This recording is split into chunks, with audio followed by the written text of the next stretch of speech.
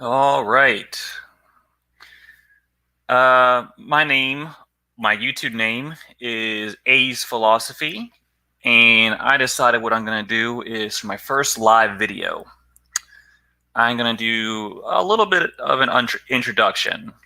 Um, just kind of informal. Put a little slideshow together, trying to gather my thoughts to outline what I plan on doing with this channel.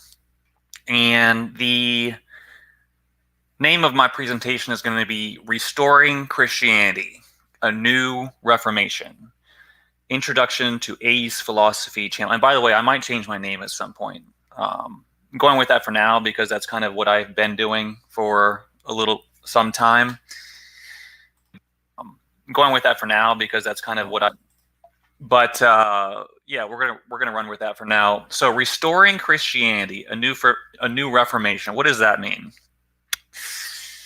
Well, that's pretty much what my goal is. I feel like right now Christianity is in a bad spot, and that's not good for the world. And it is really in need of a new reformation on par with what happened in the 1500s with the Protestant Reformation against the Catholic Church. And that is an event that has had massive influence and impact. It changed the course of history for the world. And 500 years, that was about 500 years ago, and actually almost exactly 500 years ago it started. And it had an enormous influence and changed a lot of things. Some of them for the better, some of them maybe not so much, but nevertheless, the impact is there. And I think that's what needs to happen again. I think moving forward, where we are right now is not in a good place, not in a good place for Christianity, and really the entire world. And I think what needs to happen is that people really need to dig deep, and look at the presuppositions that what we've been handed from our history, and take another look at it, just like the reformers did. What they basically did was they looked at what history had given them, which was essentially the Catholic Church at that time, and they said, okay, we're going to start asking questions. We're going to look at what these traditions, these ideas, and we're going to analyze them, and we're going to see if we need to do something new. And they were able to move things in a positive direction to some extent. But as I'm going to get into later, they also made some mistakes and didn't quite go far enough. Hence why we need another Reformation to fully restore Christianity to its intended or proper perspective. All right, so I'm going to go to the next slide.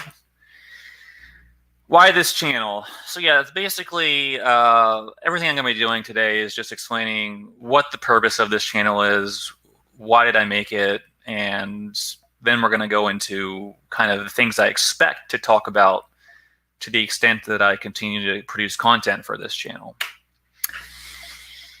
Christianity is, in my opinion, a broken, deeply corrupted state, and it's been that way for a very long time. And the problem with that is, okay, it's been that way for a long time, but that wouldn't be so bad if it wasn't still that way. It's still that way. It's still broken, and this is a disaster for mankind and the world, because I really think that if you look at the original intention of what Christianity was supposed to be, it was supposed to be something that would fix a lot of the problems that are in the world. And it's not specifically modern Christianity's fault that the problems aren't fixed. These are things that manifest themselves out of human nature that basically existed a long time before Christianity or even Judaism came around. These are things that were plaguing humans as far back as history goes. But I really think that the whole what Christ intended was to provide a vessel through which, we wouldn't solve everything in this world, I mean, but people would understand, hear a message that would fix a lot of those problems. And unfortunately, things went awry in the Christian movement. And today, I don't see the modern Christian religion as being capable of fixing almost anything. In fact, I think it probably contributes to the problem in many ways. So my goal is to do my little part in seeing if we can recognize that, kind of point out what I think the problems are, and if people agree with me, maybe they'll agree that we need a solution to this. Almost all sects and denominations of modern Christianity teach a false gospel, and I want to bring attention to that. Now, my particular background is with Protestant Christianity, but I think a lot could be said of Catholicism as well. Doesn't mean I think Catholics and Protestants are bad people, but I just think the system is failing them because it teaches this false gospel that causes problems in this world, but more importantly, it causes problems for people at the eternal level. So what is this false gospel? The way I hear it, it usually goes something like this. The Bible tells us that Jesus came to earth to die as a substitutional atonement for the sins of mankind. And if you simply place your faith in the work that he did on the cross and his shed blood, that will wash away all of your sins, past, present, future, and you are guaranteed acceptance into heaven by God at the day of judgment. And, that's fine enough, but then it continues something like this. Whether you are saved or not has absolutely nothing to do with your actions, what you do. Whether you follow the Old Testament law of God or the commands of God or the commands of Jesus, it has nothing to do with how good you are. It has nothing to do with how much you give to charity, how much you read your Bible, how much you go to church. Your salvation has nothing to do with you at all. It has nothing to do with nothing you do has anything to do with whether you're saved, because that would add to the work of Christ on the cross. And Christ did everything. His work is sufficient. Anyone who teaches that we need to follow some sort of rules or commands for salvation is a very, very bad heretic. Because what that person is doing is placing his own goodness and his own righteousness above that of God. Why would, some humans' actions, supersede the work of God himself? They're putting themselves above God when they say that what they do has something to do with whether God will accept them. So don't even think about adding works to salvation. That's nonsense. It's completely by faith. And if it's not by faith, maybe you'll boast about it. You'll boast about your righteousness. And God doesn't like it when you boast. Once you've placed your faith in Christ, you can rest assured that you are one of God's elect from all eternity. You don't have to worry about it anymore. You don't have to worry about following rules or doing anything for God. God has it all figured out for you. And that's pretty much the gospel I usually hear. I think the Catholic gospel does acknowledge the need to cooperate with God. Which is completely by grace, by the way. And if it's not by grace, then if you add works, it's not by grace. So it has to be by grace, or else it's by something that you do, and that's just not something we can tolerate. It's got to be completely by God's actions forgiving you. Don't think about what you need to do. That's all nonsense. So that's what most. Maybe there are some that are different, but that's usually what you hear. I think a vast majority of Christians, especially Protestant Christians, would say that's what the gospel is. So that's not true. That is not the true gospel. Everything I just said to you is not the true gospel. That's not what Jesus Christ taught. That's not what God wants. That's not what's going to lead you to heaven. That's probably what people were taught, but we're going to look into that. We're going to look, what is the real gospel? All right, moving on. As a result, people who want to turn their lives to God are only being offered a false path that teaches lies and deceptions, which will ultimately result in the destruction of their eternal soul. And when I say destruction, I'm not an annihilationist, for those of you who know what that is. But either way, it's something that's going to mislead them to a complete opposite way that God wants them to go. So there's a lot of people out there who, they're going about their lives, and for whatever reason, maybe they're born into a family that teaches them the right way, or they're going along and they're they suddenly want to turn and figure out what's right. What does God want from me right now? When they look around, they're being offered something that's false. They are not being offered what's true.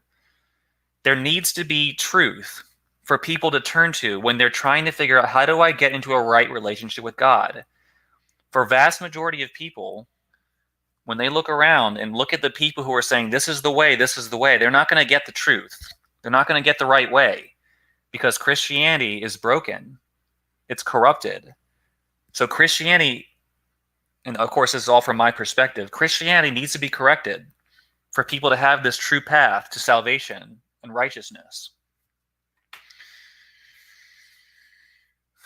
So people don't, and one of the problems is that, people don't know the facts and the history to understand that modern Christianity is a perversion of the original message of Christ.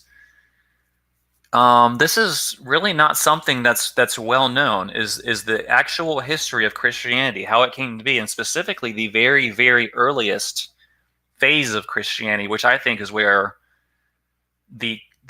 was the foundation of the corruption that we've inherited today.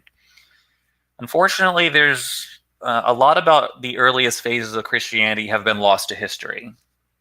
But there's enough there for us to see that things are different from that time period. And my opinion is that the earliest versions of Christianity are the ones that are most likely to be closer to the truth, because you would expect that deviations would come with time, and thus the farther you get from the original Christianity. Hey, Yahoo, good to see you. The farther you get to from the original Christianity, Shalom, I should say, the more likely it is that error will creep in over time. So one of my goals here is I've kind of looked into the origins of Christianity from the time of Christ to the extent that it can be known. And I when I started doing my own investigation, I was shocked by what I was finding, and stuff that could potentially be known by everyone, because it's not like hidden, It's known by scholars. It's on the internet. It's just there waiting for people to turn to it. But when people go to church, they're really not being taught this. They're not being taught this history. They're not being shown, this is what this early church father said, and this is what they're just kind of receiving what it is that's been constructed over time. And they're just assuming that what they're looking at is what Christianity has always been. And that's sadly not the case. It's very different from its origin, even though sadly, it seems to have been corrupted almost at its inception point. But we can still see a glimmer of truth shining through history. So that's one of my goals on this channel, is to try to bring some of this history to light, just so people have an understanding of, okay, well, this is what was being said back then. You can disagree with it if you want. You can say, well, I don't think they were right. These people, they got it wrong, and modern Christianity has it right. Okay, you can think that, but my goal is to just put this out there so that people are aware that these differences are observable.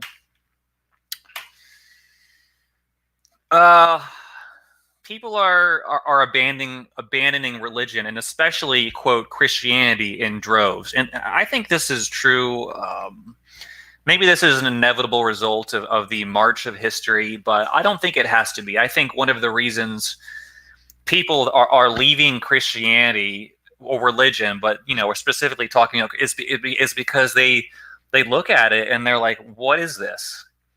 Is this really what's true? Is this really what's good?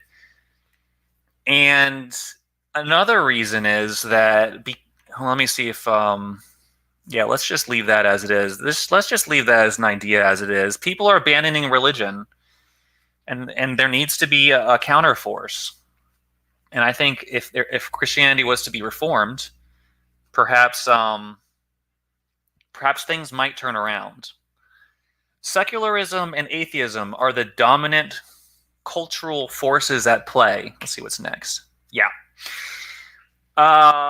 People may look at that and be surprised by that, but what do you really think is the truth? Do you really?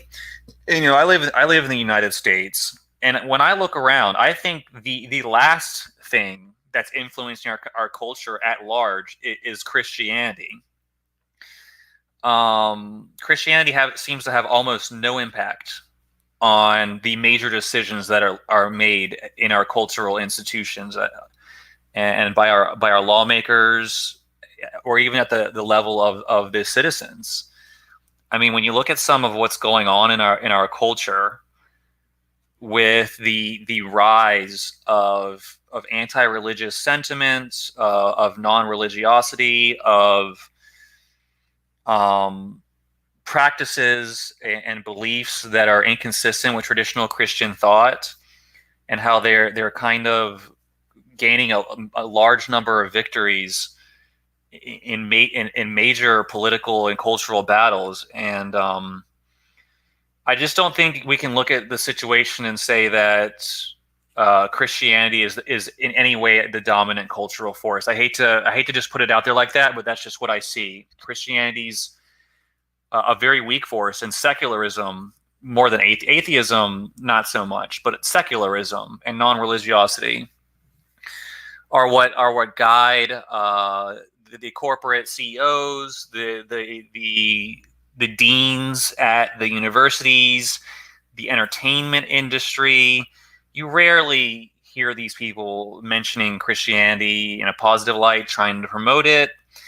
But what you do see them always doing is taking actions that seem to be in contrast with Christianity, in a way, taking actions that would seem to undermine the religiosity or faith in Christ or God. And these are the people running the show.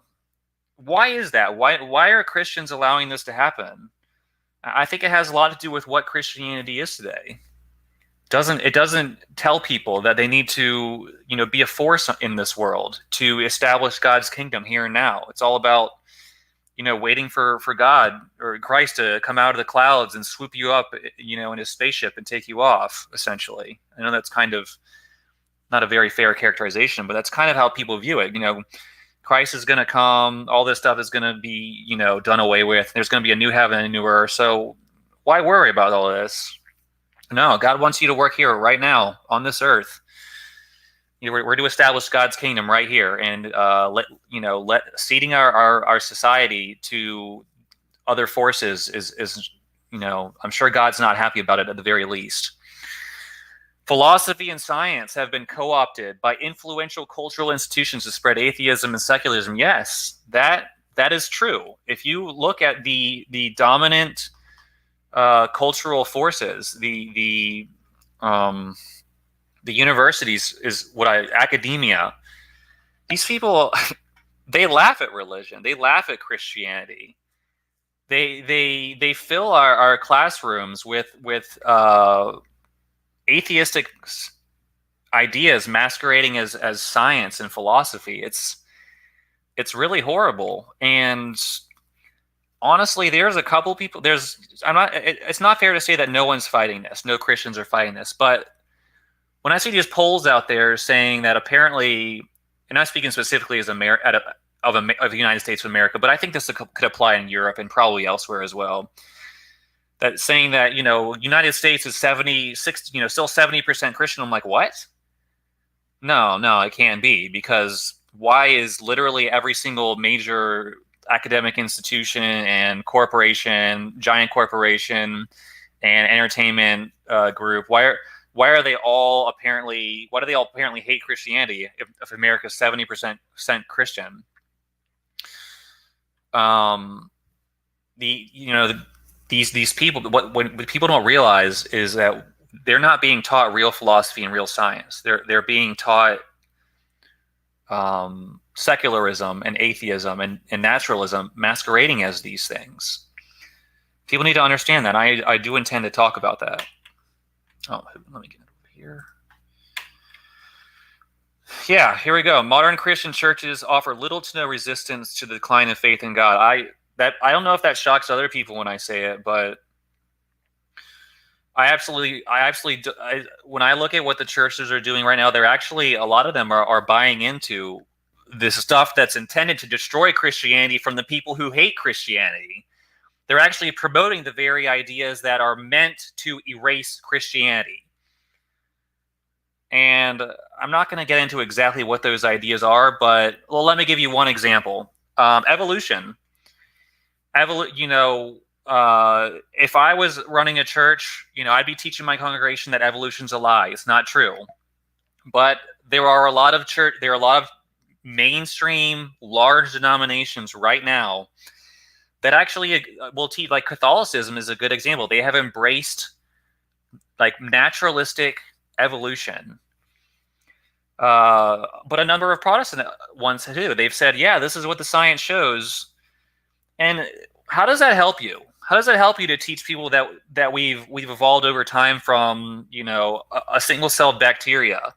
Do you really think that helps people believe that they were created by God as special creations to have a loving relationship with Him? These people are fools. The people who run these churches are fools. No, you never accept that. And that's just one example I could give. There are others, like a number of denominations have embraced LGBT, as they call LGBT agenda, promote it, say it's time, it's time to it's time to get with the times, folks. It's like these concepts were developed by people whose intention was to destroy Christianity. And here we have the churches not only refusing to fight it, but actually embracing it. They're embracing their own destruction. I don't know why. I guess they're just cowards or what. But so, and I think that one of the reasons is that modern Christianity, the way it's structured, does not lead or is not conducive to a strong resistance to this, just based on its precepts, its theology, its doctrines. It's not geared towards an actual battle with these things. Here we go. Why is all this happening? I actually just kind of said it. Modern Christianity is about selfishness and not about advancing the kingdom of God. It's about it's not about what we need to do. It's not about how we can serve God. It's about asking. It's about looking and saying, well, God's done everything for us, and that's the end of it. Christ, He died on the cross 2,000 years ago, and He's going to come back, and He told me what I have to do to be saved. I just or not even He, but other people who followed Him supposedly came and said, this is what you need to do to be saved. You believe this, and that, and you check those things off the list. Do you believe them? Okay, you're good. Just you believe that Christ died on that cross and paid for your sins. All right, good for you. You're done. And that's selfish. That really is selfish, because you basically, people are just looking and saying, well, I just want God to do everything. I don't want to ask what I have to do. I don't want to ask how I have to serve God. I don't want to ask what sacrifices I have to make. Modern Christianity is extremely selfish. It pretends not to be, but it is. And because it's selfish, it's not going to take risks. It's not going to battle the forces that are trying to destroy it. It's really geared towards waiting for the end, waiting for whenever Christ returns, and then being swooped up and translated into another existence or something. And people have been waiting for that to happen 2,000 years as the earth and a conditioned society continue to get worse and worse and worse. So that needs to be changed. And if I can do it, I'm gonna be a voice. I don't, however many people want to listen to me. Maybe no one, maybe just one person, Yahoo, in the chat. But however many people see this is, I guess it's better than nothing. What else am I going to do? There you go. There's no, given the modern teaching of Christianity, there's really no motivation to resist the advances. I put atheism there, but it might even not even be atheism. It might just be carelessness, lack of concern. Don't worry about it. This whatever happens. If the atheists or the secularists run things, whatever. Why should I fight it? I mean, if you're a Christian, then everything's taken care of. You're going to be in eternity with God. The earth's going to be destroyed, and everything's going to be fine in the end. If you're not a Christian, then you're probably fine with everything anyways. I really believe this. To stop the collapse of civilization, true Christianity must be restored. A Christianity that is that really understands that its role is to operate within this world at this time and do what's necessary to serve God. Yes, you actually must establish the kingdom of God now. You can't wait for the rapture to take you away. If you're waiting for the rapture to take you away, even if there is a rapture, you're probably not going to be raptured, because I'm guessing God doesn't like the fact that you're not working for him in this world. People must understand that obedience to God by using our will to increase our own righteousness must replace the dead, lifeless, and worthless concept of Christianity that pervades in this day.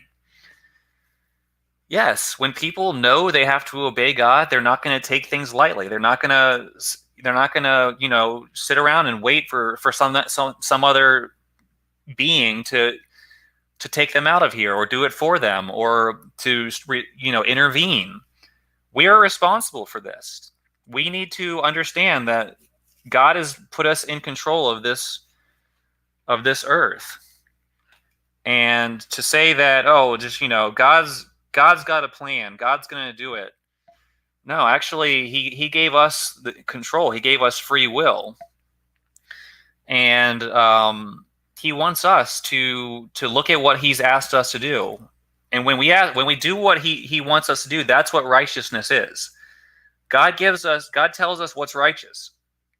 And he's not going to make us do it. He's not going to, do it for us.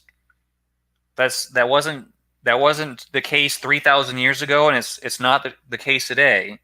There may be ways in which, behind the scenes we can be helped, but I think ultimately, my opinion is that we need to do this on our own. We really are moral agents. Philosophical and scientific ideas must be promoted, demonstrating the rationality of faith and obedience to God. And a lot of people, I shouldn't say I'm the only one doing this, but I will be.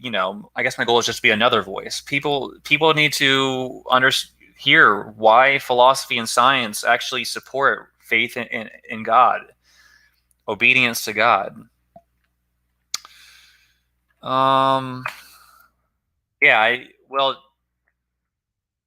Let me just stick around for this for one more second. I'm hearing so much in modern Christian talk that is just complete nonsense. It's absurd. There are actually people out there who have tens of thousands, hundreds of thousands of YouTube followers, or just followers in general, wherever they may be, social media otherwise. And they're actually teaching doctrines that say, like, if you just put your faith in God for one moment, 1 second, and you believe in these supernatural facts, death, burial, resurrection of Christ, and that he paid for your sins on the cross. If you just believe that for one moment, you're saved for all eternity. And you can fall away from the faith later. You can break any of God's commandments and laws. You can murder people. You can steal from them. You can commit adultery. But you're still saved because you know what? We have eternal security. And this is actually what's being taught out there as real Christianity. These are people who have a lot of people are following this. And this is actually the flesh going after what it desires. These are the people who are teaching disobedience and lawlessness and anti-Christian ideas. This insane stuff that even the worst heretics of history wouldn't have even thought they could get away with teaching. The heretics in history, they actually taught that you had to stay in the faith, but they just taught a different faith. But you couldn't fall away from God and Christ and just become an atheist murderer and think you're going to heaven. This is actually what a lot of very well-known Christians are teaching today. I'm not going to name names right here, but I listen to them every day telling this stuff. This is insane. This is nonsense. Quite frankly, it's evil, because that's not even close to true. They're leading people into the pits of hell every single day, and they're leading themselves. And I don't know what's gotten into them, but we're going to look here. That's not what Christ taught. That's not what the early church taught. Not even close. These people are preaching a horrible lie, and it's built upon stuff that's been gaining momentum for a long, long time. So you can't really say it's their fault. They really are looking at what other people have said in the more recent past and said, "Oh, this is what Christianity is. It teaches that we have eternal security." No, actually, it doesn't. All right, so some topics of discussion. So these are the topics I'm going to be, thinking about talking about. Obviously, not all at once, but as I produce content, these are the things that I thought would be interesting to discuss. What is the? We'll get to that in a little bit. Yahoo. Nazarenes. Yeah, I have heard of those. I'll get to that. Maybe we'll talk about that afterwards. Topics of discussion. What is the true message of Christ and the prophets? This is going to be first and foremost. This is what it's really all about. What did Christ really teach? Because it's clearly not. I obviously don't think it's what's being taught today. And in my opinion, actually, Christ and the prophets taught the same thing. I don't think God changed his mind. I think the truth from 3,000 years ago about what God wants is the same as the truth today. And I don't think Jesus came and changed that. He may have. That's not to say that Jesus's advent in this world isn't necessary, but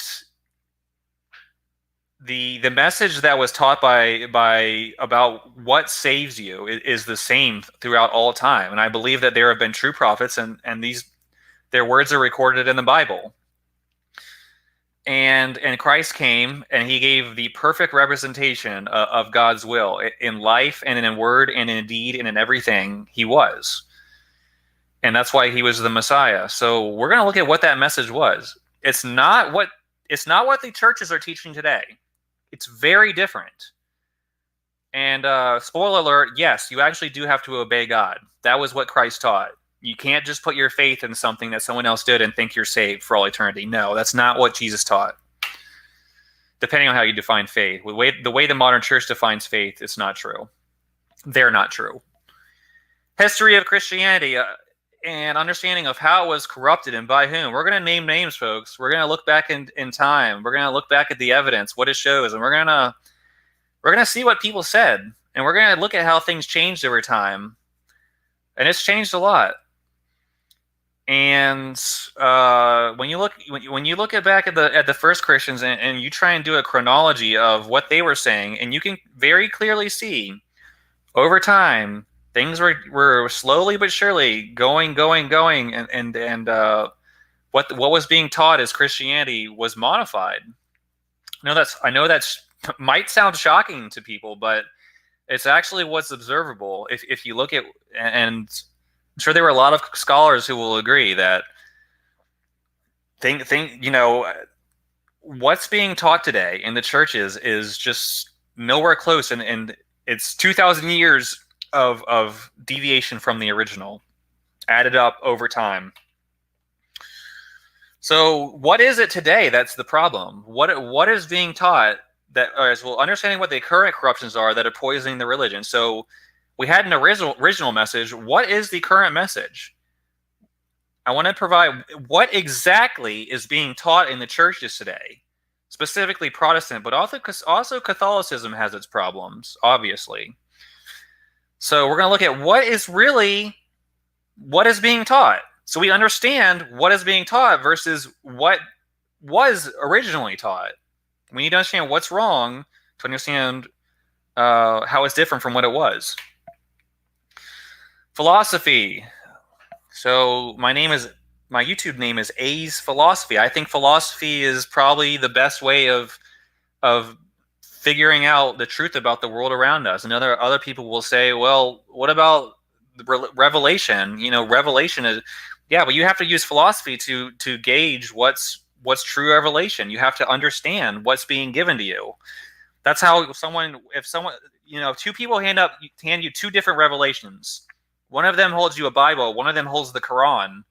They're both saying they got revelation from God. How are you going to figure out which one's the truth? Well, you're going to have to use your mind. You're going to have to use your own understanding of what's true, your understanding of reality to figure it out. You can't just, there's all these people out there who have their revelations from God. How do we figure out which one's true? We got it. I hate to say this is going to offend a lot of people, I think. But actually, believe it or not, you actually do have to judge how God's revelation has come to us in its truth. Philosophy of the mind. Christianity has a very poorly defined understanding of what the mind is, what the soul is. How does it interact with there are secular philosophers who spend their entire lives talking about this. I think a lot of them get it wrong, but some of them get it right. More so than Christians don't even talk about this. Like, how does the mind interact with the body? Like, where does it come from? Is it produced by the brain? Is it different from the brain? Is it just a bunch of chemicals firing in our brain, and that's what produces our mind, or is it something else? Is it a different substance that interacts with our brain and controls our body? We need to understand what the mind is. Free will. Do we have free will? When I originally started looking into the free will, I was really bothered by how the atheists looked at free will. They said we have no free will because everything's just a bunch of atoms moving around in space, and we have the forces of nature, and everything is determined. Everything is determined by the forces of nature. So if you have an atom, you can directly trace its path all the way to the end of time, which time may never end. But you can, based on calculations and equations of the forces of nature. So there's nothing that's going to happen that isn't already determined today. Everything that's happening right now was already determined from the Big Bang. And I was like, wow, that is a shocking concept, because if that's true, that means that nothing I do is actually me choosing to do anything. It's just my body just being a collection of atoms moving around in space. I actually don't have my own will. Everything's just an illusion. My mind is an illusion produced by my brain. That's when I originally started asking questions about free will, is to challenge these atheists and these materialist scientists to say, actually, no, we do have control over it. But then somehow later on, I didn't even see this, there are a lot of Christians who think humans don't have free will, and their view is exactly the same as the atheist view, except instead of forces of nature, bouncing atoms around in space, it's God just pulling the strings behind the scenes. And it looks like we're doing stuff. It looks like we're making choices, but guess what? It's actually God made the choices for us, and he's just putting the thoughts in our brain to make us feel like we made a choice, when actually God already chose what we were going to do long before we were born. When he created the earth, he already mapped out all of history. So it's pretty shocking that there's a large segment of Christians who agree with the atheists on free will, that we don't have it. Human nature. Can humans choose to do good and evil and bad, or are we hopelessly sinful? Can we actually be righteous on our own? Do we have a sin nature that prevents us from choosing the things of God? Can we place faith in God and obey his commandments, if God doesn't intervene and regenerate us? So these are important philosophical discussions. Science, evolution, intelligent design, the universe. Where did the universe come from? Nature. What is nature? What's real? The brain, mind. Yeah, I already kind of talked about that. Scientists will tell you that our mind is created by our brain. That's all it is. And when our brain goes away, so does our mind. And there's no soul, there's no spirit, obviously. So when you die, your brain's gonna decompose, and then you're dead. Your mind is gone with it. But is that true? Evolution and creationism, intelligent design are extremely important. People need to understand the arguments for and against them. If we're going to combat if we're going to bring Christianity back, evolution needs to be defeated. That's just end of story. And we can't defeat evolution if we don't understand what its problems are and why intelligent design and creationism are actually better options. Understanding the universe, thinking about where it came from, the atheists don't have good answers to these questions. But because Christians don't think about them, I shouldn't say all Christians, but a lot of Christians aren't taught to think about these concepts. We really, when we get in conversations with people who disagree with us, they run circles around us because, they think the scientists have the answers. So that's something that I will occasionally discuss. All right. I already talked about this, specific topics, the gospel of Yeshua Messiah. So Yeshua is Jesus' real name. I don't think anyone probably at all during his life called him Jesus Christ. Those are Greek words. Jesus did not speak Greek as far as we know. He probably just spoke Aramaic. And Yeshua means Joshua. He was the Messiah. So that's what Jesus would have been called during his life. Yeshua, Messiah. But because, we were raised in a society that, normally thinks of it as Jesus Christ, I will probably use the term Jesus Christ just because that's what most people relate to. But it's not what he was called. It's not his real name. It's important to know that. What is his gospel? That's going to be a big focus. Paul, who wrote so much of the New Testament, was he a true apostle or was he an enemy of the faith? Now, a lot of people are going to look at that and say, "Oh, I'm done with you. I don't want to hear that." Why would anyone you're trying to restore Christianity and you don't even, you're asking about Paul? How would you dare do that? Yeah, so I think that part of the new Reformation I talked about earlier is asking about Paul, his role in everything. Was Paul's gospel the same as that of Jesus? There's a very large movement these days called dispensationalism. Not all dispensationalists, but many of them. They will tell you that the gospel is not the same. But you know what they do? Instead of choosing Jesus' gospel, they choose Paul's. Why? Last time I checked, the religion is called Christianity. All the prophecies were about Jesus Christ in the Old Testament. And you're going to say that what Jesus taught during his life as his gospel is no longer relevant, and that after he died, he replaced himself with his own ideas and gave it to another person named Paul, and he didn't tell his original apostles who taught his original message during his life. There's a lot of people out there and even if you aren't a dispensationalist, maybe it's time to look at this question. Because if you look at what Jesus said in the Bible, can you really say it's the same as that of Jesus? What Paul said. We're going to take a good look at this. Early Christianity. This is going to be huge for me. Yeah, so we're going to start moving along more quickly because I've got a lot of slides left. I didn't realize we're already at 45 minutes. I've been talking for so long. Church Fathers. There's a lot of church fathers we're going to be looking at. We got Clement of Rome. He's one of the earliest known figures leading the apostolic church. Let me see what I got here. He lived from 35 apparently to about 100 AD. and he was a very important figure. Scholars believe that they've confirmed an epistle that he wrote, which is very similar to the ones written in our Bible, and he claims to have known Paul directly, personally. He saw Paul face to face, apparently. And his name is Clement of Rome. There's actually two Clements. We're going to talk about another one later named Clement of Alexandria, but this guy's pretty important. Polycarp, he was a very important apostolic father. He lived about 70 AD to 155 AD. He's important. He was very influential in the early church. He claims to have seen the Apostle John face to face, which is extremely interesting. Ignatius. Ignatius was an early church figure, and he wrote a number of letters. I don't think it's known when he was born. He died about 100 AD, but he was also a very early figure, and he wrote a number of letters, supposedly.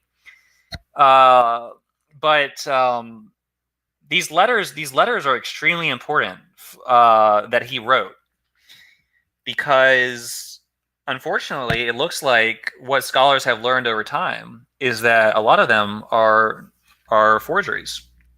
And it's really interesting to look at what's in these forgeries, because it's clearly something that happened later and was passed off as something that Ignatius wrote by people who were a little bit later than Ignatius. Apparently, they wrote these letters in his name. And when you look at what the originals originally said versus what the editions were, because we have basically the originals, and in other areas they found the forgeries, which were passed off as the real thing to the church at large. It really is interesting to see what people were putting in there to pass off as the original Christianity. And these other people came shortly after he died, probably 150 AD to 200 AD, maybe 300 AD, taking the letters of Ignatius and changing them. And this is a really fascinating thing that most people haven't looked into. But when you look into it, it's just really interesting to see what changes they made, and it kind of shows, well, unfortunately, a lot of the changes that were made in these letters have been incorporated as actual aspects of modern Christianity. That makes you ask the question. So we'll look into that. Church fathers continue. Justin Martyr. So Justin Martyr and Irenaeus are also very interesting. I call them primary because they are very, very key figures in the early Christian movement. And I think you can't really study these two enough and understand, because I think that Justin Martyr especially provides a very clean, pure understanding of what Christianity, his works apparently have not been edited and modified all that much, maybe a little bit, but he lived, Justin Martyr lived about 100 AD to 165. So he was I say FL means flourish. He flourished in his writings about 140 AD. And it really is shocking to see what he thought Christianity was. And remember this, let's see what my notes are here on Justin Martyr. He's probably one of the earliest people whose full works are still preserved, so we can see what he taught about Christianity. The thing about people who came before him is that a lot of their works have been destroyed. And Justin Martyr is very special because he's basically the first person to give a full teaching of what Christianity was at that time. And he wrote a whole lot, and a lot of it's been preserved. And it's shocking to go through and read what he said Christianity was. It's nothing like it is today.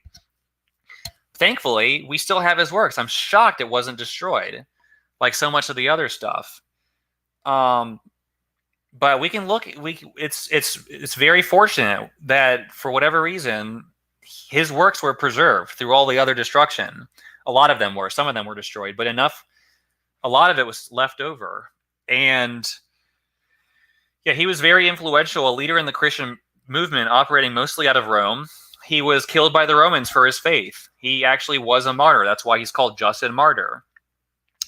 One of the fascinating things about him is that in all his works, he wrote a whole lot.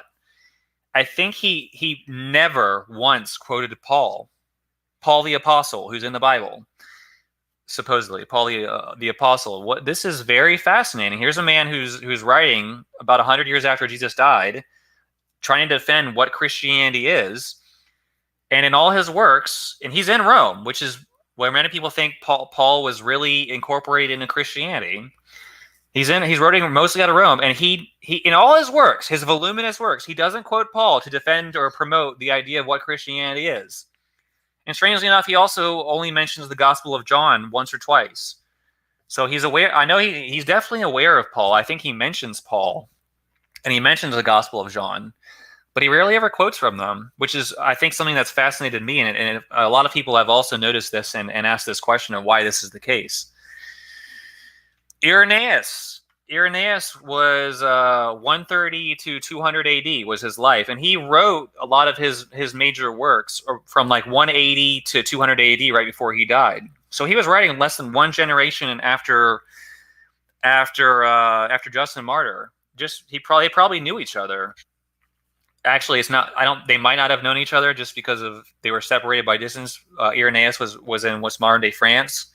I'm not sure if he ever saw Justin Martyr, but they could have been around the same time. And so he's writing one generation later. And what's interesting about Irenaeus is that, hold on. What's interesting about Irenaeus is that he talks a whole lot about Paul. And he talks a whole lot about the Gospel of John. Irenaeus very much incorporates Paul into his defense of Christianity and seems to believe that Paul is a genuine apostle of the faith and uses Paul's message to promote what is real Christianity. Same with the Gospel of John. He writes a lot about it. So this is very fascinating, where you have Justin Martyr, who's writing really only a few decades before Irenaeus is writing, more or less at the same time. And Justin Martyr is apparently, he never quotes Paul in his entire explanation of what Christians believe. And then you have Irenaeus writing 10, 20 years later, 30 years later, and he's all about Paul and also the Gospel of John. So something really big happened between the time of Justin Martyr and Irenaeus, that 20-year period between about 150 and about 180. And believe it or not, something really big did happen between that time period. And that's called, it's a little event, which is actually a huge event, called the Marcionite heresy. And we're going to talk about that a little bit later, so I'm going to move on. But that's going to factor in. So historians have always been puzzled. Why did Justin Martyr not seem to care about Paul at all? He knew that Paul existed. There's no doubt. He just doesn't seem to pay any attention to him. And then 30 years later, all of a sudden, Paul's explodes as a huge witness to the.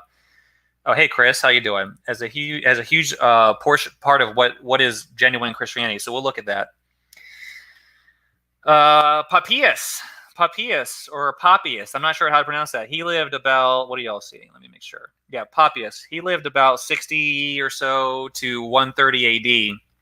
He is very important. Most Christians don't know who this is, but he's really important. He claims to have collected a 5-volume work. 5 volumes, 5 big books of the works, because he lived early enough, of the direct sayings of the apostles of Jesus Christ, the actual apostles. And this is what he wrote in what's preserved from Papias, is that he went around in the early Christian empire, and he actually met the apostles or people who knew the apostles. And he was just a vacuum of information of what he asked these people. What did the apostle John say? What did the apostle Thomas say? What did the apostle Peter say? And apparently, by the end of his life, I think he was martyred too. I'm not sure, but he claims to have written a 5-volume work of the sayings of the apostles of Christ. And what the apostles were telling him was obviously what Christ himself said. And this book was called The Oracles of the Lord in its original language. And it's probably one of the most important books that was ever written in history. And multiple church fathers saw this book and read from it and know what it said. But guess what? Guess what happened, folks? Sadly, the book is lost. It was completely destroyed. Every single version of it in history was destroyed. It was lost. And all we have is basically the fact that it existed. We don't know barely anything about it right now. It's shocking. It's so sad. But someone recently in the last century claims to have found one of the versions of this book. a scholar said he found this incredibly important book that was written by Papias that contains volumes and volumes and volumes of what Jesus Christ actually said. And unfortunately, guess what happened? He lost it too. Apparently, it was during war, and he put it somewhere, and like wherever he put it got blown up by a bomb or something. So I don't know. You have to go look at that story yourself. But apparently, that's what happened. Someone found this. Someone claimed, some well-known historian claimed to have found this book that had all the teachings of Jesus in it in their original form, and then he lost it too. So that's pretty sad. But anyways, we still know a lot of really important stuff from Papias. So we'll look at him. He had Tertullian. I'm going so long. I'm going to have to skip over some of these people. Tertullian, Clement of Alexandria are important early for similar reasons. They give us an early window into the early church. Tertullian wrote around the year 200. Much like Justin Martyr, a lot of his works have been preserved over time. Same with Clement of Alexandria, wrote around the same time. Athenagoras, these are really important figures. Origen, I think it's pronounced Oregon. So a lot of people pronounce it Origen. I'm not sure it matters. Origen is the most natural to an English speaker. Now, Origen is a very fascinating figure. He actually also, he wrote probably as much as anyone. He was a very prolific writer. And you know what, people, we lost his works too in a different way. So what happened with Origen is that he was in Alexandria. He mostly operated out of Egypt, and he was never like an ordained member of the church, but he was just a very influential philosopher early in the day. And he was so wise and brilliant that Dirty's in the house. Good to see you.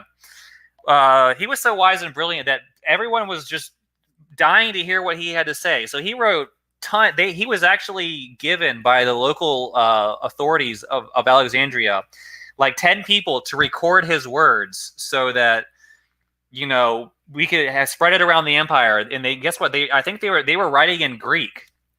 And Origen, he wrote so much. But guess what happened, folks? Later on, there was his works were translated into Latin by a guy who lived around the year 400 named Rufinus, who was a member of the early Catholic Church. And he took all of Origen's work in the original Greek and he translated it into the Latin. And guess what he did, folks? He destroyed the original Greek. Do you know why? Because if you go read Rufinus's introduction to his Latin translations of Origen's works, he actually said that Origen taught a lot of heretical stuff, and he didn't like it. So you know what he did? He actually changed the message. And not only did he change the message when he translated it from Greek into Latin, he destroyed the original Greek. So we don't have, even though Origen wrote tons and tons of volumes in Greek, and all he did was write in Greek. He didn't write in Latin. Latin was a later language. All of the original Greek is lost to history. And all we have is the Latin translation. So guess what? We really don't know what Origen actually wrote because it was destroyed by Rufinus when he translated it to Latin. So when you go read Origen, a lot of people don't realize that when they read Origen, they're actually reading a corruption of what he wrote because we don't know what he actually wrote. And Rufinus admits in his translations that that's exactly what he did because he was an early Catholic. And what he did was anything that Origen wrote, which didn't correspond to Catholic dogma as it had been developed, Rufinus removed it or changed it and destroyed the original. If you go look and try to find the Greek original, we only have scraps and fragments of the original Greek of Origen. Everything we know is from the Latin. How did Rufinus collect all of Origen's many, many volumes and destroy? Because we know he wrote in Greek. We know he wrote in Greek, but we don't have the Greek originals. They were destroyed. Can you imagine the operation it must have taken to go around the empire and destroy all of Origen's works when he had 10 people writing down his words every single day, all day, and all he did was talk all day to them and explain his theories? So the fact that they were able to do this shows how systematic some of these people were. I think that's one reason Origen is important, not just because of what he said, but because of what happened to him and his work.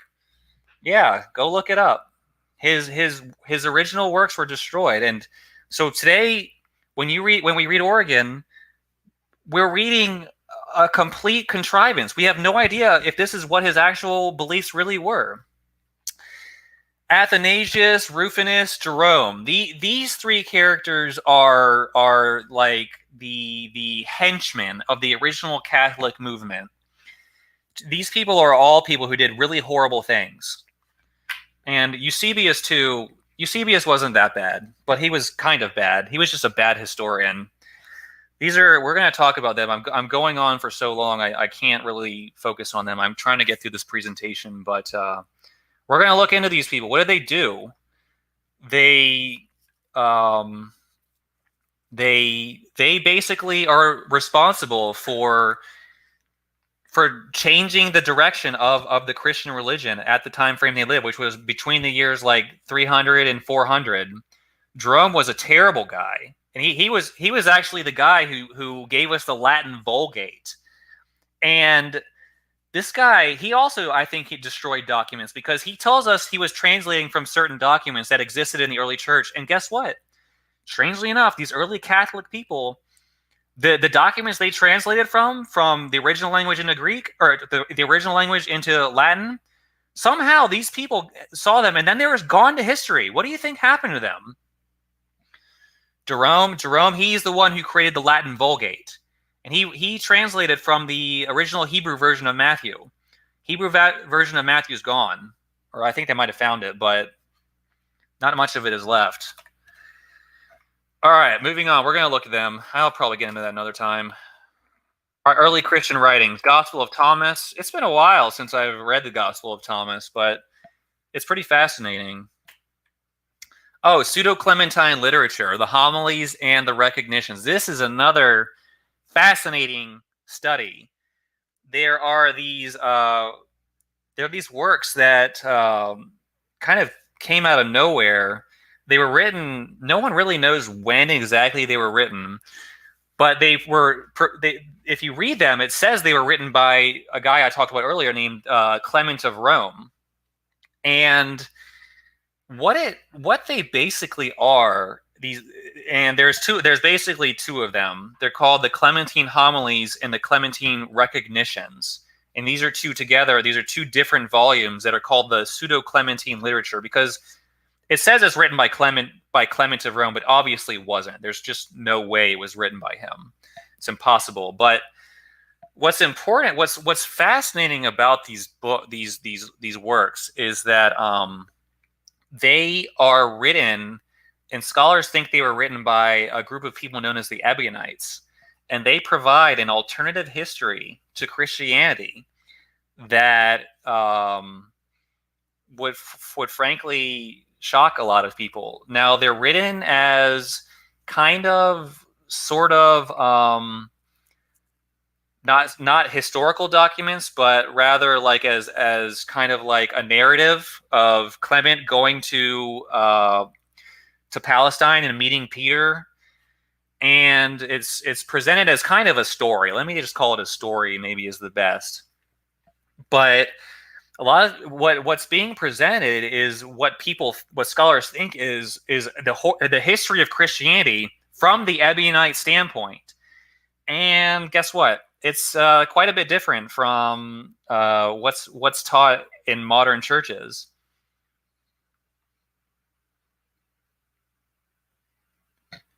Yeah, the Nazarene Acts of the Apostles, aka so Dirty's heard of them. Right. So when you read these books, and they're fascinating for a number of reasons. First of all, scholars, they've tried the homilies and the recognitions are basically, the way to put it is they're the same storyline, but changes have been made. So they overlap and they're basically the same thing, but there are significant differences. And historians can't figure out who wrote them or exactly when they were written. But they know they were written very early, probably around the year 200 to 300. And some of the information in them is kind of shocking because it was written by people who were very early Christians. And maybe I should get into this a little bit. What exactly basically the storyline is this: Clement goes down to Palestine right after Jesus is dead, right after Jesus is crucified, meets the apostles, meets Peter, and Peter gets into a series of disputes with Simon Magus, who is mentioned in the book of Acts. And Simon is basically trying to destroy Christianity and teach false doctrine. And Peter is teaching him what true Christianity is. So the original 12 apostles are taught as having been the true messengers of fighting Simon Magus to spread the original. And Simon Magus was the person who was trying to go around the Roman Empire, starting in basically in Jerusalem, and spread all these falsehoods. And Peter is kind of following him around and saying, no, people, this is what true Christianity is. This is what you're truly supposed to believe. One thing that is very obvious from the offset of these is that whatever Christian wrote these books does not like a Paul of Tarsus at all. In fact, Paul is called the enemy. That is what his name is in these books. I actually haven't finished reading them, so I'm not going to go into too much more. I'm still studying them myself. But you can't, they're really fascinating documents, and for a lot of reasons, mainly because they're kind of a mystery. No one's been able to figure out who wrote these books and when they were written, but it was obviously someone who was very smart, who did consider himself a Christian, who was very philosophical, and was trying to present the truth about Christianity in a way that most Christians have no clue about. There's so much fascinating stuff in these books. Obviously, we'll talk about books in the modern canon. They all have their own history. Originally, they weren't part of one book called the Bible. They were all floating around on their own, and they have, their own sources and people talk about them. Where did the Gospel of Mark come from? What about Paul's epistles? When did he write each one? Did he write all of them? The book of Acts, did Luke write the book of Acts as well as the Gospel of Luke? The book of John, the synoptic gospels. So much can be said about the modern canon books. The Didache is an interesting early Christian document. Obviously, teaches stuff that's, you won't hear in modern churches. So we might look at that. The Q document, the theoretical Q document hypothesis, which is also related to the synoptic problem.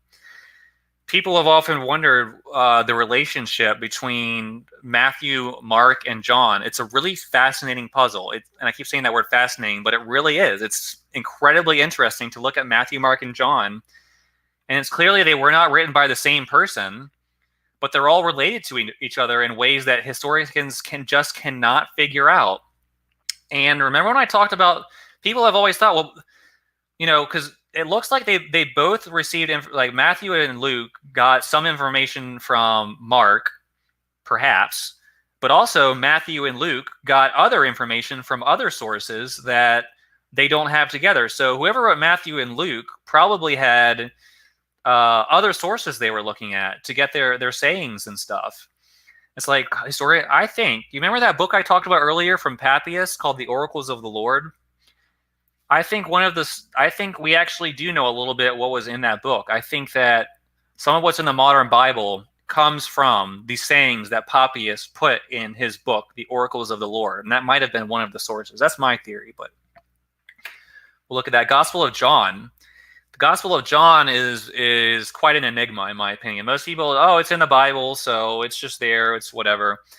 There's a lot of questions about the book Gospel of John. I hate to say this. The Gospel of John's authorship is difficult to establish, and it kind of all is because it's so far back in history and there's so little documentation of anything that actually happened. But the Gospel of John is really different from the Synoptics, and it contains a lot of stuff that is very similar to other ideas that were floating around in the Christian environs of that time period, but which isn't specifically Christian. For instance, the prologue of John is just, it stands alone as this kind of really odd thing in the Bible that, here Jesus is declared the Word, and the Word was with God, with the Logos.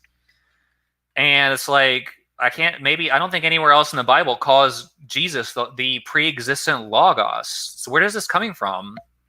Um, well, actually, the Logos is a very well-known concept in that time period. It was actually a idea that was taught by Plato 500 years earlier, and which was the dominant religion of the entire Mediterranean, the dominant philosophy of that time period. And it was also taught by a guy named Philo of Alexandria, who I think existed shortly before, around the same time as Jesus. And Philo taught the Logos of Plato, but he incorporated into Judaism of the time period. So things like that. These are so, and other ideas also later in the text of the Gospel of John. People have noticed that it seems very likely that, well, it seems very similar to things that other Gnostics were teaching at the time, like Gnostic philosophy mixed in with this gospel. Why are things that Gnostics are teaching also being taught in the Gospel of John? Did the Gnostics, do they have some things right? Or did the Gnostics contribute to the information in the Gospel of John? And actually, Irenaeus tells us a little bit about the Gospel of John, that it was written to refute the Gnostics. But one has to wonder, like, did they, in order to refute the Gnostics, did they incorporate Gnostics information and then just kind of put a Christian spin on it? Kind of like how Easter is kind of a Christian religion holiday, but it's kind of built upon pagan holidays in the past.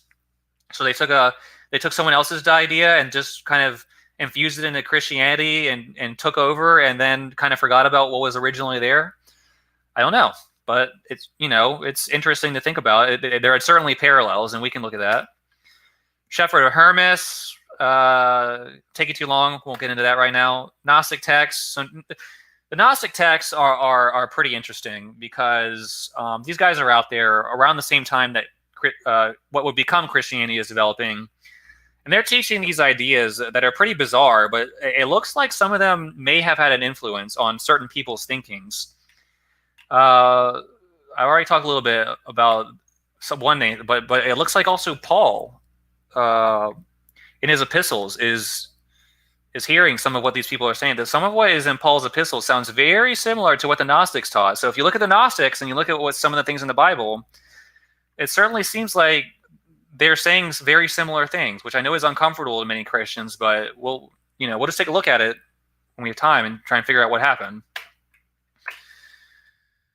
Christianity according to early Christians, or that's not formation of the canon. So how did the canon come together? Who are the key players in the formation of the modern canon? When I say the canon, I mean specifically the New Testament canon. So the Old Testament, I probably won't do that much focus on, but so we'll look at the New Testament, and when we try and piece together when did these 27 books really started to be seen as things that were the actual definition of what Christianity is. And we've already talked a little bit about it, but a lot of people don't know the story. So we're going to look at that. The Marcionite heresy movement. The Marcion is probably one of the most important people in history you've never heard of. This man, he was a real figure. His name was Marcion. He was originally from a city called Sinope, which is on the northern coast of Turkey. If you look at Turkey, it has a northern coast, I think, on this body of water called the Black Sea. Marcion was born in a city there, and then he went to Rome later on in his life. And I think he either converted to Christianity somewhere along the line, either in his hometown or after he went to Rome. But anyways, when he became a Christian, he developed all these wild ideas that clearly are not in any way consistent with anything that's could be considered real Christianity. But nevertheless, he ended up having a tremendous influence on the early church, if only because the early church was trying so hard to fight this guy and the ideas he was putting forward. And unfortunately, he seems to have had a lot of success in what he was teaching. Basically, what Marcion taught was that there's two gods. There's the God of the Old Testament, who created this world, by the way, who's a bad God, because the bad God makes us fall follow rules and judges us and is angry and sends plagues and all kinds of horrible stuff into the world and avenges, tries to get revenge against people he doesn't like, and floods the world and murders everyone. It's the bad God. The Old Testament God's a bad guy. But thankfully, there's another God above that God, who's the real God, who's the more powerful God, and that's the God of Jesus. So actually, by the way, the earthly Jesus also is a servant of the bad God from the Old Testament. The real Jesus is a heavenly Jesus, who's a servant of the good God, who's above the bad God, and the good Jesus is the one who is going to come down and save us in the old time. And guess what? Another interesting fact that about Marcion is that he was actually the first person to create a new gospel, a canon of scripture. He's the first one to come along and say, this is what true Christian, these are the books that define true Christianity. And guess what? Guess what he chose as his definition of Christianity? He had the Gospel of Luke, a butchered and edited version of the Gospel of Luke, which is very different from the one today, but is basically a shorter and abridged version of the one that exists today. Obviously, he seems to have cut out a lot of things that he didn't like, and kept some of it and modified other parts of it. So he had the Gospel of Luke and 10 epistles of Paul, and this was his Bible. He loved Paul, this guy who couldn't stand the God of the Old Testament and the idea of there being a law that people have to follow. Absolutely loved Paul and saw Paul as the giver of the true message of Christianity. Because the Jesus who was crucified on the cross, he was following the old God, the bad God of the Old Testament. So Marcion, and I think it might actually pronounce Marcion, but either way. So Marcion said that actually, you know what? Paul was in communication with the good Jesus, who follows the good God, and he's actually the one we need to follow. He because this is gospel. This is salvation. God's gonna, save us by grace. The good Jesus isn't gonna judge us. He isn't gonna make us follow rules. He's going to. He did all the work for us on the cross. This is exactly what Marcion taught. And remember when I said, guess when Marcion was really active? He was active about the year 150 to 170. So you remember when you go back and we look at when Justin Martyr was writing about the year 140, and he never quotes Paul. And then 20 to 30 years later, Irenaeus is all of a sudden really concerned about Paul. Well, a big part of what Irenaeus was doing was writing against Marcion. And apparently between these time periods, I think what happened was, and again, this is just a theory, but I think Marcion had brought Paul out of practical obscurity and infused him into the religion, and everyone was seeing these epistles, and it became a big part of the religion at that point. But anyways, it's too much to go into right now. We're going to have to go into it later, but it's something that Christians need to know about because this guy had a huge impact. The Trinity and the deity of Christ, that's too much to talk about right now. In my opinion, those are also later developments that simply are not taught by the early church. They're things that were added on later. I know that sounds shocking, but to a lot of people, but it just seems to be the case, and I'll try to prove my point later. Can't do that right now. Pelagius versus Augustine. This is a really fascinating episode in Christian history. There was a Christian theologian named Pelagius and a member of the early Catholic Church named Augustine. He was a bishop in the early church. Pelagius was a monk. And they were around the year 400, the same time as, the Catholic Church was kind of just basically had gotten off the ground at this point. This is the same time as Jerome and Rufinus, and Augustine was on their side. And Pelagius taught a version of Christianity which basically said that, didn't have a concept of original sin. People are capable of achieving salvation on their own. They can be righteous. They can follow God. They can be good. They can do good. They have free will. And Augustine taught the complete opposite. He taught that humans have a sin nature where we're just completely filled with the desire to reject God. We can't get out of these chains of sin. They hold us down. We're totally depraved, is what it's come to be called, and we can't save ourselves. God has to intervene on our behalf. There's no hope on our own. Only God can save us.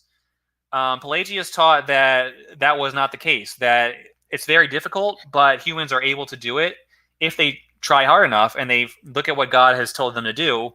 They are capable of following God's will. And Augustine taught that no, humans can't do that. We're too bad. We're too evil. We're too corrupt.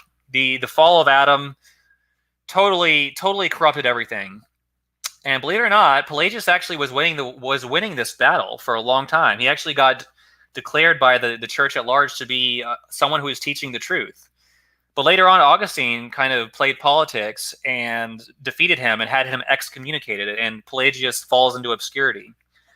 And I think this is a really important development in human history because Augustine, his doctrine basically became the foundation of the concepts that formed the Reformation, the Protestant theology, because Luther and Calvin were both monks at points in their lives, and they followed the Augustinian tradition. And obviously they were reading the works of Augustine, and that deeply influenced their line of thinking. So Augustine is actually kind of the founding father of modern Reformed theology in a certain sense, because the Reformers went to him, his theories, for so much of what they thought. And they taught that Calvin and Luther taught that Pelagius was just this evil guy, this horrible heretic who was teaching horrible things, that people can actually save themselves and be good and do good things. And that is just, that's just, we can't be having that. We can't have people believing that humans are actually capable of doing good and being good by their own merit and by their own efforts. So Augustine, unfortunately, won at the end of the day, kind of, quote, won, had the church get rid of Pelagius. They didn't kill him, but he basically faded into obscurity later in his life. And Augustine, his ideas took off and became the foundation of church doctrine. This doctrine of original sin and total depravity, which kind of formed a lot of the basis of Reformation theology, was kind of decided during this time. So we're going to take a look at that. We're going to find out that actually Pelagius had a lot of good arguments. Yeah, Pelagius was a good guy. He was cool. And he based his whole argument was basically that humans are not inherently bad. We do a lot of bad things, and it seems like we do tend to be drawn towards what's bad and wrong and the flesh, so to speak. But if we try hard enough, we can turn our lives around. We can really repent. And I guess what's controversial is he said that it doesn't need an act of God to do this. Formation of the Catholic Church. So this, Augustine, Jerome, Rufinus, right after the time of Nicaea, Eusebius. This is all happening like the mid 300s to 400 is kind of when the Catholic Church really starts to get into gear and, in my opinion, just destroy all the evidence of what came before them. I think this is why so little is known of the early Christianity before this time period, is because once these people got in control, sadly what they did is they destroyed anything. They literally burned books, lots of them. So we wouldn't know what the original Christianity was, and they could present their theories, and they rewrote everything they didn't destroy to make it look like this is what Christianity has always been. So this is why so much of the actual documentation of the early Christian church is gone, because the early Catholics, and I'm not saying modern day Catholics have anything to do with this. Obviously, most Catholics today don't even know this happened, but when this movement first, these people got in power, they unfortunately destroyed so much of the evidence of what came before them, and that's why it's been so hard. That's why it's taken so long to piece all this together, because it's just been recently we've been have all these scholars go out there and go to these things, dig holes in a desert to find these pots to dig up the original documents that were hidden there, because the people who had them knew that the Catholic Church was going to come, and if they found it, they were going to burn it all. So they dug it in, like the Nag Hammadi texts, and the Dead Sea Scrolls were actually much earlier, but kind of those kind of come. They find them in these random places that the early Catholics couldn't get a hold of, and we just find them randomly. We found out, they didn't get everything, so we were able to find some bits and pieces enough to find out, actually, turns out what was presented as real to us was a modification of what came before it. And now that we have the original documents, guess what? We caught them red-handed. We now know that so much of the original documents were actually rewritten. Like I said earlier with the work of Oregon, they were just literally rewritten or destroyed by the early Catholic Church. And that's kind of sadly how the Catholic Church was able to.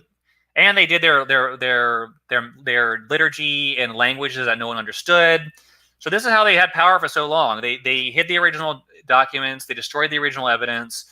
They taught things in a way they didn't let people read the Bible in their own language. So no one really knew what was going on. They just had to trust these authority figures.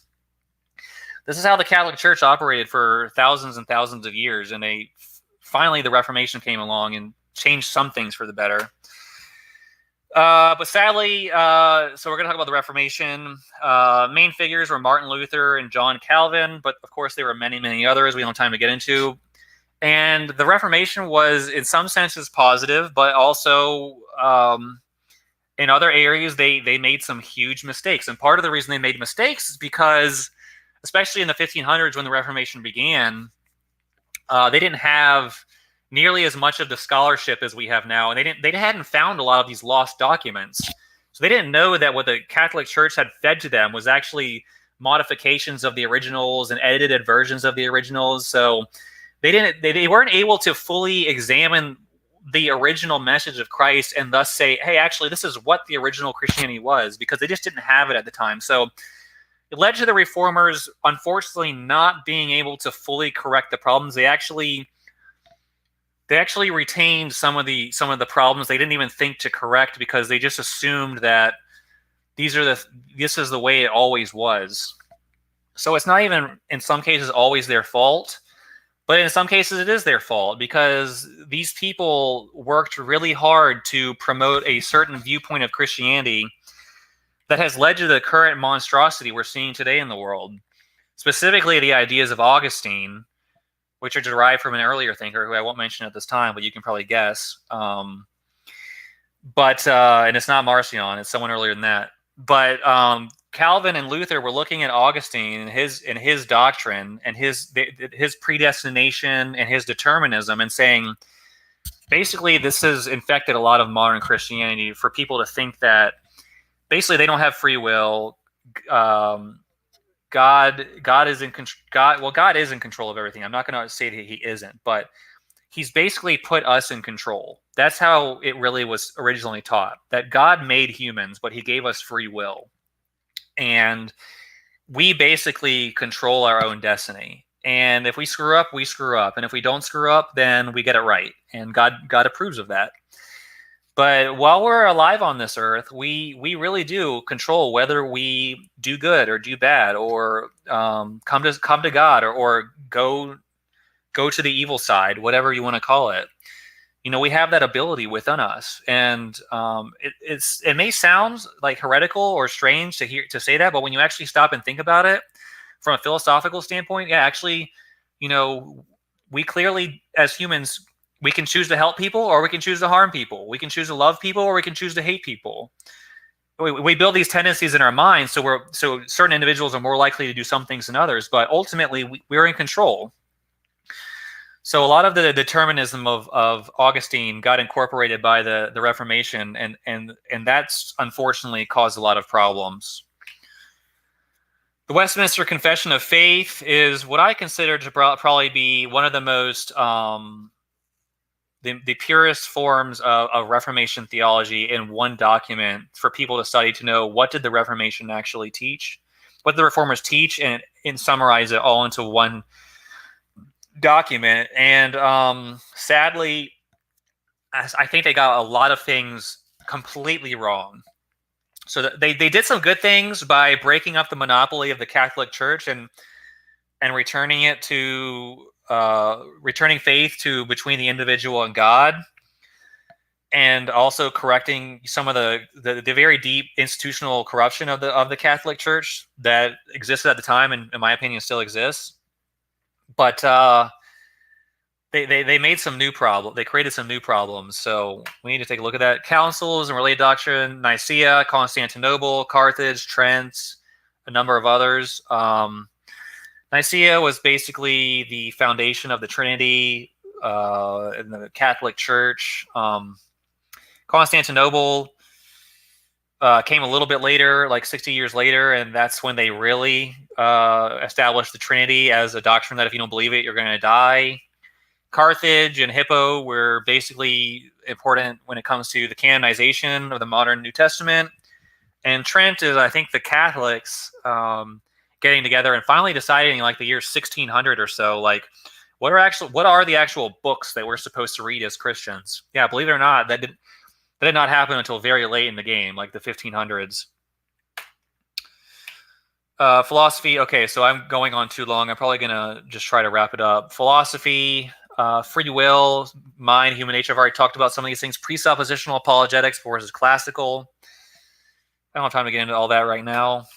Atheism, so I would like to talk about, arguments against atheism. I think atheism is wrong, obviously, but Christians need to understand the arguments against atheism, or at least like understand why it's more rational to not be an atheist.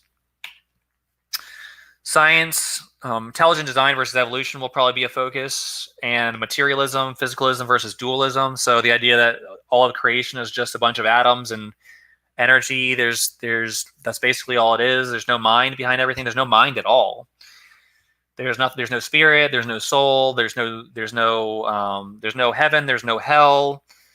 Versus the idea that the mind and the soul are existent realities. So the mind is actually what's the word for it? It's not like it's the foundation or supreme, I guess, if you want to call it. The mind is what forms the foundation of our being, and it actually is. It exists independently of the physical world, and it interacts with the physical world, like our soul. Because all that obviously cannot happen in a materialistic world. If it's just atoms and the forces of nature, what they'll tell you is you can't have a soul and all that. Culture and politics. So I probably will talk about this at some point. Our culture is just rotten throughout. Political scene is pretty, in the United States, of course, but also around the world, it's probably even worse, to be honest. Oh, thank you all. Yeah, I'm just kind of looking at the comments. Thank you. Our culture is absolutely in shambles right now. I'm speaking specifically United States. It's in the West, in the Western civilization, the historical domain of Christianity. Things have just fallen apart. Things have fallen apart very badly. When I look at what's going on out there, and it also doesn't. The problem is, it looks like it's getting worse and worse. So, and the reason for that is Christians aren't fighting back. Christians are just not fighting back. Because I'm not sure they are equipped with the tools to fight back. And a problem is there's really no true Christianity is the sound foundation of the problem. I really thought about this for a long time. I could have been a political commentator. I could have been a cultural critic. But I was like, if people are losing their eternal souls, what does it matter if we win a couple of elections? What does it win if we win these political battles? It doesn't matter if people are going to, die and go to, if you believe in hell, to hell for all eternity. So you know what? I threw it out there. I was like, no one's going to agree with me. No one's going to believe me. No one's going to like me. But what is it worth it if I fight these other battles and it doesn't matter in the end? If Christianity needs to be restored. Christianity needs to be there needs to be true Christianity. And I believe if there's true Christianity and people really understand what they're supposed to be doing, there'll be a much more effective movement to correct the things that are going. So talk about that. Other religions, Islam. We'll talk about Islam, Buddhism, New Age. I've actually studied these religions too. I've read a lot of the source texts for these religions. There's some good stuff in some of them, and there's some bad stuff in some of them. Like, for instance, I don't have a whole lot of good stuff to say about Islam. Obviously, if you read the Quran, it does say some good things. Muhammad did at points teach people to, treat other people well and to love God. But his concept of how you love people and how you love God is completely outrageous. Muhammad himself, in my opinion, hopefully this doesn't kick me off YouTube, I don't think he was a very good person. I don't think he was a true prophet. And thus the Quran is not a true source of inspiration. Buddhism has some really interesting ideas. There's a lot of positive aspects of Buddhism. I can't say I agree with some of the theistic perspective it has, but when you look at what the Buddha taught, and I think there's a lot of evidence he did exist as a real person. A very great deal of evidence. I don't think there's any question that he was a real person. When you look at a lot of the concepts he taught, they can actually be incorporated into one's life and make a positive difference. Now, that doesn't mean we throw Christianity out the door and just become Buddhists, but it does mean that there's wisdom there that can be beneficial. That I hate to say this, I hate to admit this, is not present in Christianity. In some ways it is, but in also other ways it's just presented in a different way that could potentially be looked at. I do intend to have open panels and discussions. Obviously, maybe I'll have one. Well, we'll see. And I will be having reactions and analysis videos. I'll be looking at things other people have done or other videos that are out there or just things that are out there and kind of reacting to them. And whatever I feel like doing. I did the same, the chronology of corruption, but it's getting kind of late, so I don't feel like I'll just kind of quickly go through it. I really think that Christianity was corrupted in three major phases. Obviously, so the first phase was from 0 to 325 AD, and right at the beginning you have the influence of Paul, which I know a lot of people go, "Oh gosh, would you stop hating on Paul?" But I really think he was someone who was there in the beginning, who kind of was part of the movement, but also kind of contributed some of his own ideas, and they weren't part of the original teaching of Jesus. And you can disagree with me on that, but we'll take a look at that, and maybe I'm wrong. And if someone thinks I'm wrong, they can tell me I'm wrong. I won't have my feelings hurt. Heretics, they're heretics all around who were trying to corrupt Christianity from without. You had the Gnostics, and Marcion especially was the most important heretic in my opinion. Of course, people will call me a heretic, but to each his own. But we're gonna, so Marcion was, I think, in responding to Marcion, the original Apostolic Church itself went off the rails to try to fight and combat what he was doing. And I don't think people recognize that in combating, Marcion was unfortunately a little bit successful in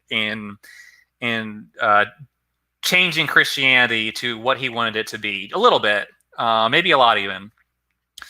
Formation of the New Testament canon, defining Christian doctrine. So the people who made the New Testament canon, and this did not happen immediately. I think it actually happened a couple hundred years after Jesus. Where it was a decision that was made by people who, the original Jesus was gone, he's dead. The apostles were dead. The people who knew the apostles were dead. And it's basically, you get the telephone game. You have people coming a lot later, and some of them probably think they're doing the right thing. but they don't have access to the original people, and it's at a time frame when information is limited by geography and kind of what you have in front of you. And some of them did actually have bad agendas. Some of them were not good people. So specifically, when you start getting more around the 300 to 400 range, which is kind of when these people really started to kind of when some of these things were falling into place more and more. You had people in there who were falling for all kinds of different ideas that became part of Catholic doctrine, who were looking for books that specifically supported that and getting rid of others that were part of the original message, and including the ones that like taught the Trinity and everything. And so they kicked out the good ones and kept some of the bad ones and stuff like that, but all kinds of stuff like that. So 325 is when you have the Council of Nicaea, and basically Constantine influences the Christian church in a big way and makes it part of the state religion of Rome. And he obviously wants it to be a certain way. How he's kind of an arrogant, prideful person, in my opinion. I can't really say I think he was a true Christian. He kind of wanted to mold it to his idea too, and he had a lot of power.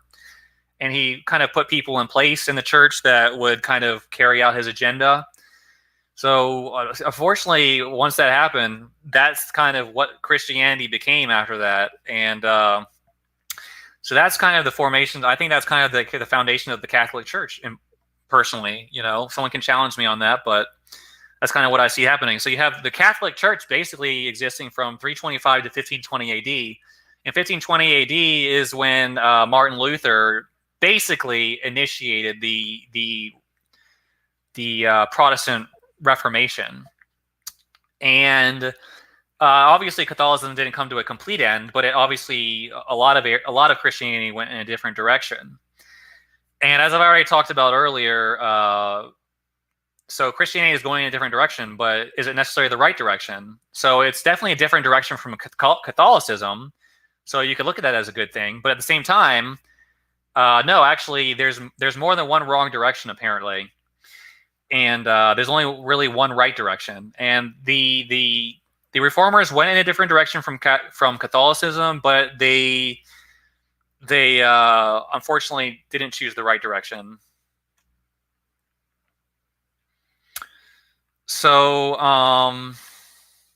so you have basically that to current, and that's kind of where we're standing right now. So right now, I consider almost all modern Christianity to be a corruption. And people will look at me and say I'm arrogant because why?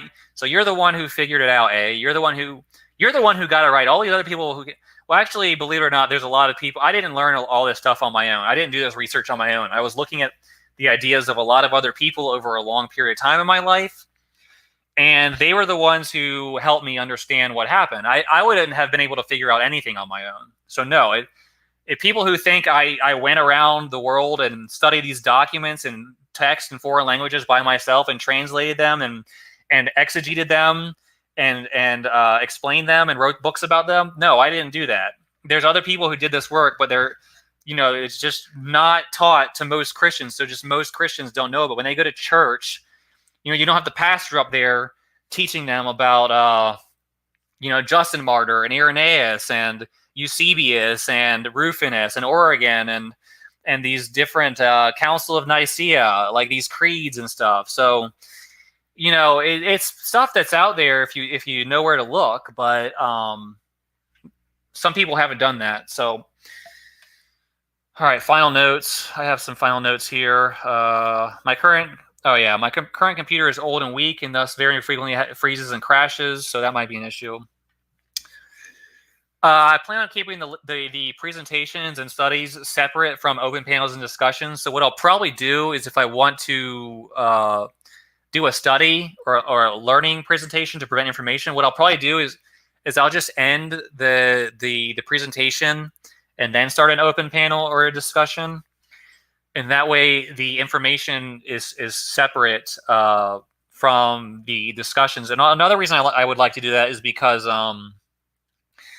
sometimes these discussions go on for a long, long time, and when you present information for an hour, and then and then you go into a discussion, the video is 6 hours long, but the information I wanted to present is only an hour, so I don't want that to happen. So what I'll probably do is the way to get around that is I'll probably do the presentation and then end it. And if people want to have a discussion about it, then we can do another. I'll start up another stream and we can do it that way. There's no time frame for or schedule for content. It's just something I'm doing in my free time at the moment, and I have other stuff I need to be doing. So I probably won't be producing that much content, and it definitely won't be at a consistent pace. I'd like to like clone myself and just do this all day, but I really don't have time for it. So unfortunately, I can't do that. If I see this channel growing and more people participating, I might decide to do more content. But for now, it'll probably just be like here and there, random kind of deal. As for channel growth, I don't expect much because my views are pretty outside the mainstream and offensive to most people. They challenge a lot of what people believe. So I don't think a lot of people, unfortunately, the reality is a lot of people don't like to have their deeply held beliefs challenged. And thus, they're not going to tune into someone who's challenging their beliefs. So I really have no expectation that this channel will grow quickly or at all. And that's why I'm not concerned about channel growth. I'd like it to happen, but really I'm just doing this as a pastime interest. It's not a professional ministry or anything. I'm not gaining anything out of it personally. I'm just trying to help people who are out there who might stumble onto my little teeny tiny channel and see the info and maybe it'll help them. Yeah, it's not doing it for my own benefit. It's certainly not. There's a lot of other things I could be doing, but you know, I like to do this, but really I'm doing it so other people might be helped. The main goal is to present information and ideas. If someone isn't learning new information during my videos, then I have failed, in my opinion. I really don't want to just sit here and thanks, Yahoo. I really don't want to just sit here and try to look smart. I mean, some people probably think I look dumb, and that's fine. But that's not. I really don't want to sit here. Oh, look how much I've studied. Look how much I know. That's, you know, and some of what I say could be wrong, but that's not at all my goal. My goal is every time I do one of these videos is so that people learn something new. Me sitting here giving my opinions is not very beneficial, in my opinion. It might be beneficial, but what really helps people is when they learn facts they didn't know before, so they can make a more so they can make a more informed decision. So that's really what I want. And what was it? There was something I noticed that I guess that's pretty much yeah, that's pretty much it. So, all right, looks like we've got some people in the chat. I'm just gonna look at what you all have to say. Yahoo, Dirty Varmint, Law of Faith. Thank you all for being here for my inaugural stream. I'm gonna end it here, and I guess what I'm gonna be doing is I'm probably not gonna do anything else tonight. Maybe someone else is doing another stream, but I do want to interact with people in the future when I give a presentation. So I will be hosting open panels and things like that and discussion groups. And feel free to challenge me. Feel free to call me a heretic, whatever you want to do. Feel free to present your own ideas and concepts. Feel free to present your information. Feel free to tell me I'm wrong. You think I lied, that you know, you know something about the history that I don't. Maybe I said something that you think is just completely wrong about the history. So yeah, I want that feedback. I don't want to be sitting here telling people things that aren't true or aren't correct. So if you know something I don't and you think I need to know it, feel free to join at some point or reach out to me in some various way in a comment on the video and tell me. I'll try not to get offended. I think it is kind of human nature to feel offended when people challenge you, but if what someone's saying is true, then hopefully I'll be able to acknowledge that. So if I've forgotten anything, hopefully I'll try to remember everything I wanted to say. But it's been about 2 hours now, so I feel like I've said enough. I'm going to end the stream, and hopefully I will be seeing you all during future presentations. Thank you. Goodbye.